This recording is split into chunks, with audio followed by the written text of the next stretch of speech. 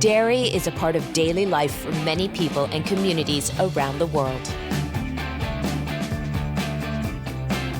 And it all starts on the farms. At Nestlé, we want to advance changes in dairy farming to help reduce its impact on the environment. This is our journey towards regenerative farming practices. We are supporting the use of climate-smart solutions to help dairy farms towards the ambition of net zero emissions, like helping farmers transition to organic fertilizers, manage manure, and use renewable energy. Supporting regenerative farming practices like multi-species pastures that help restore soil health and improve yield. Training farmers with technology and education initiatives around the world.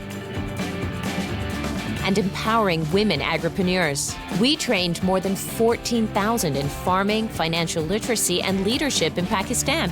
We recycle and reuse water, like the millions of liters we capture in the evaporation of milk that are filtered and purified for drinking, gardening, and cleaning in Mexico. This is part of our work towards a regenerative future for dairy farming. This is just the beginning of our journey, and we can't do it alone.